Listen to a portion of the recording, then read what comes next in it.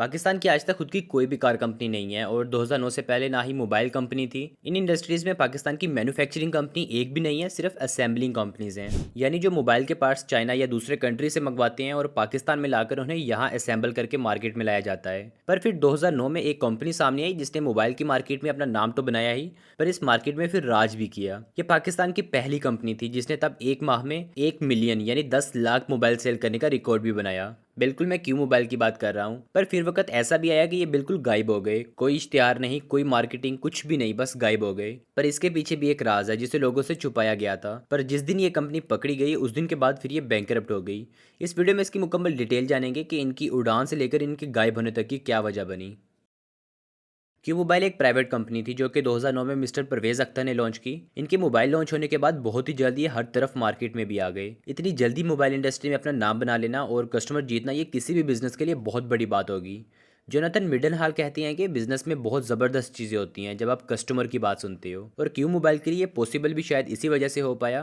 पहला तो दरअसल इनका कम्पिटिटिव एडवांटेज ये था कि ये लो कॉस्ट स्ट्रैटेजी पर खेल रहे थे। यानी इनके मोबाइल फ़ोन काफ़ी ज़्यादा अफोर्डेबल थे, क्योंकि क्यू मोबाइल की प्राइस मार्केट में ये तकरीबन 3,000 से 6,000 तक सेल कर रहे थे, जिसमें स्मार्टफोन की प्राइस 6500 के आसपास थी, वो भी वारंटी के साथ। और इनका इतनी तेज़ी से ग्रो करने की दूसरी वजह है इनकी टारगेटेड ऑडियंस, जो कि मेजोरिटी इनकी मिडिल क्लास और लोअर क्लास थी। इस प्राइस में उनके लिए ऐसा मोबाइल एक बहुत ही बेहतरीन ऑप्शन था, क्योंकि पाकिस्तान का 65% हिस्सा गांव और बस्तियों पर मुश्तमिल है। क्यू मोबाइल जब मार्केट में एंटर हुआ तो वो बिल्कुल सही वक्त था, क्योंकि तब एक रिपोर्ट के मुताबिक कस्टमर सिंपल मोबाइल से फीचर फ़ोन यानी स्मार्टफोन की तरफ शिफ्ट हो रहा था। और इनका मकसद भी यही था कि कस्टमर को नई टेक्नोलॉजी से इंट्रोड्यूस करवाया जाए, वो भी कम से कम प्राइस के अंदर, और वो नए फीचर्स के साथ नए फ़ोन लाते रहें ताकि उनके कस्टमर्स भी कम प्राइस में लेटेस्ट फीचर्स को इंजॉय कर सकें। मान लेते हैं आपने एक बहुत ही ज़बरदस्त प्रोडक्ट बनाया है जो कि पानी को पेट्रोल में बदल सकता है, पर जब तक आप उसे लेकर किसी बंद कमरे में बैठे रहोगे किसी को उसका पता नहीं चलेगा, तब तक कोई भी उसे खरीदेगा भी नहीं। इसी तरह से आपका बिजनेस है, अगर आप उसके लिए प्रॉपर मार्केटिंग नहीं करते तो एक दिन ये गलती आपके बिजनेस को ले डूबेगी। पर क्यू मोबाइल इस चीज़ को समझ चुका था और अपने ब्रांड का नाम बनाने के लिए उन्होंने मार्केटिंग पर भी बहुत ज़्यादा बजट स्पेंड किया। इवन कि क्यू मोबाइल के एक ऑफिशियल के मुताबिक इनका मार्केटिंग बजट तब नोकिया से भी ज़्यादा था। इतने बड़े मार्केटिंग बजट की वजह से कंपनी ने ब्रांड का नाम भी बहुत स्ट्रॉन्ग कर लिया, और तब के सबसे पॉपुलर शो बुलबुले में भी इसको प्रमोट किया गया। इस तरह की मार्केटिंग ज़्यादा महंगी नहीं होती, पर इसके रिजल्ट्स बहुत ज़्यादा इफेक्टिव होती हैं। एक तो क्यू मोबाइल बाकी कंपेटिटर्स जो कि मोस्टली चाइना की कंपनीज थी उनसे खुद को अलग बनाने की ये स्ट्रैटेजी यूज़ की कि वो पाकिस्तान का खुद का ब्रांड है, जबकि इस स्ट्रैटेजी से इन्हें कस्टमर का ट्रस्ट जीतने में बहुत ज़्यादा मदद मिली। पर किसी तरह से यही वजह इस बिजनेस के ख़त्म होने की भी वजह बनी। इसकी बात हम अगले पॉइंट में करेंगे। और मार्केटिंग में देखें तो क्यू मोबाइल ने पाकिस्तान के टॉप सेलिब्रिटीज़ को मार्केटिंग के लिए चुना, जैसे कि सिंगर्स में अबरारुल हक और आतिफ असलम। उसके बाद जो टीवी सेलिब्रिटी तब काफ़ी मशहूर फवाद खान इनके टॉप मोबाइल्स को प्रमोट करते हुए नजर आए। और इतना ही नहीं, इवन कि इंटरनेशनल सेलिब्रिटीज़ भी फ़ोन की एडवर्टाइजिंग करते हुए नजर आए। बॉलीवुड में करीना कपूर, सोनम कपूर और टर्की के इर्तगल सीरीज़ की एक्ट्रेस इसरा बल्गिक ने भी क्यू मोबाइल को प्रमोट किया। इन सब चीज़ों ने क्यू मोबाइल को कामयाब बनाने में बहुत ज़्यादा मदद की। ये सब कुछ इतना अच्छा तो चल रहा था कि कुछ ईयर से में इनकी रेपुटेशन, ब्रांड, ये सब कुछ कैसे ख़त्म हो गया।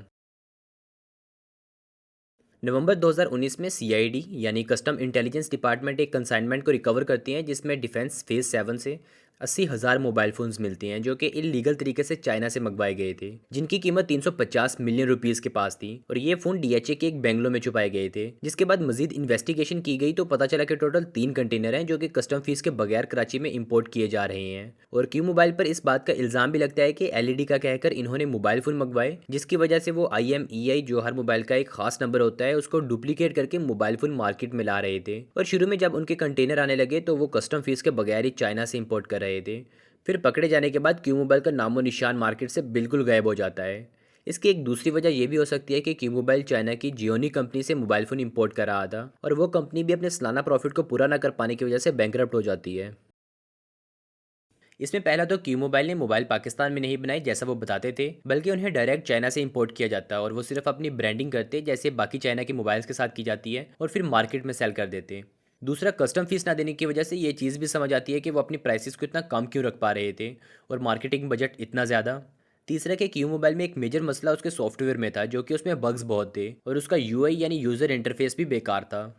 अभी 2020 में क्यू मोबाइल ने दोबारा से मार्केट में एंट्री की थी, जिसमें उन्होंने अपने दो फ़ोन दोबारा लॉन्च किए थे, लेकिन मेरे ख्याल से अब उनको बहुत से चैलेंजेस फेस करने पड़ेंगे। पहला तो पाकिस्तान की मार्केट में Xiaomi, Vivo, Oppo जैसे बड़े प्लेयर्स से कम्पीट करना और अच्छे स्मार्टफोन्स देने के साथ पाकिस्तान की इस इकोनॉमी में सर्वाइव करना। इकोनॉमी पर मैंने ऑलरेडी एक वीडियो बनाई है जिसमें उन बिजनेसेस के बारे में डिस्कस किया है जो इस खराब इकोनॉमी में भी सर्वाइव कर सकते हैं। अगर आप वो वीडियो देखना चाहते हो तो आप स्क्रीन पर क्लिक करके देख सकते हो। बाकी उम्मीद करता हूँ कि आपको ये वीडियो अच्छी लगी होगी, और अगली वीडियो आप किस टॉपिक पर देखना चाहते हो वो भी कमेंट सेक्शन में लाजमी बताइएगा। और मिलते हैं फिर हम अगली वीडियो में, तब तक के लिए अपना ख्याल रखिए।